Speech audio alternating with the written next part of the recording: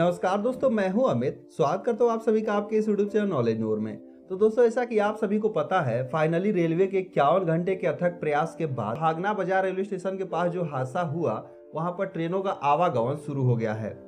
दोस्तों, यहाँ पर मेरे कई सारे व्यूअर ने यह जानना चाहा है कि इस हादसे में जो ट्रेन के कोच थे वो एलएचबी कोच थे, तो उनकी हालत आईसीएफ के जैसे क्यों हो गई। क्योंकि ऐसा कहा जाता है कि एलएचबी कोच काफी मजबूत होते हैं और जब भी कोई हादसे होंगे तो उनके कोच एक दूसरे के ऊपर नहीं चढ़ते हैं, लेकिन यहाँ पर इनकी हालत आईसीएफ के जैसे हो गई। सारे कोच एक दूसरे के ऊपर चढ़ गए और इतना बड़ा हादसा हो गया। तो दोस्तों, आज के इस वीडियो में हम इसी के बारे में डिस्कस करेंगे और समझेंगे कि किस तरीके से एलएचबी कोच की हालत ऐसी हुई और यहाँ पर ये सारी बातें रेलवे बोर्ड के अधिकारियों के द्वारा बताया गया कि एलएचबी कोच की हालत ऐसी क्यों हुई है।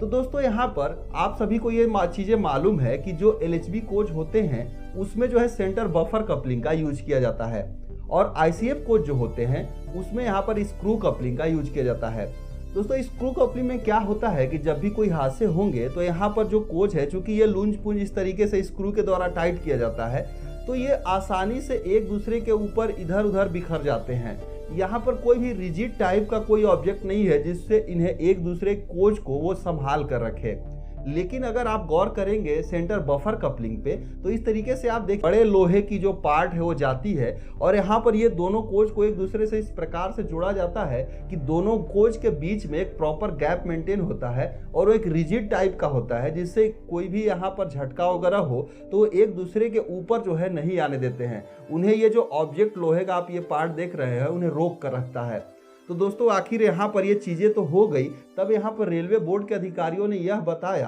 कि यहाँ पर जो हादसा हुआ है, ये आप कोरोमंडल एक्सप्रेस को जो देख रहे हैं, ये जो है रूट को डाइवर्ट होकर एक वहाँ पर खड़ी मालगाड़ी के ऊपर चढ़ गई।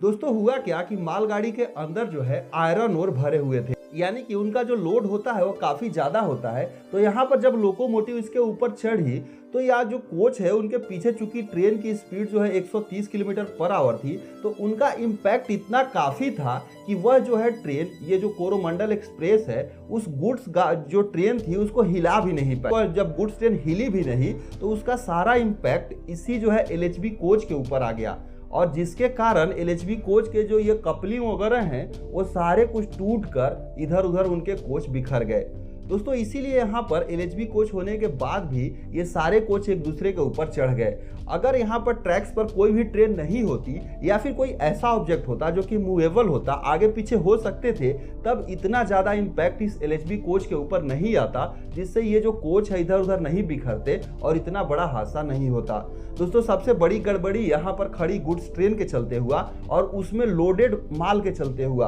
अगर वो खाली भी होती तब भी वो झटका जो है गुड्स ट्रेन को आगे पीछे हिला देती, जिससे ये सारा इम्पैक्ट उसमें ऑब्जर्व होता और इतने बड़े हादसे नहीं होते। तो दोस्तों, उम्मीद करते हैं आपको यहाँ पर चीजें समझ में आई होंगी कि एलएचबी कोच होने के बाद भी यहाँ पर जो है इतने सारे कोच इसके क्यों बिखर गए आईसीएफ की तरह। तो इस वीडियो बस इतना ही, मिलते हैं एक दूसरे वीडियो में, तब तक के लिए धन्यवाद।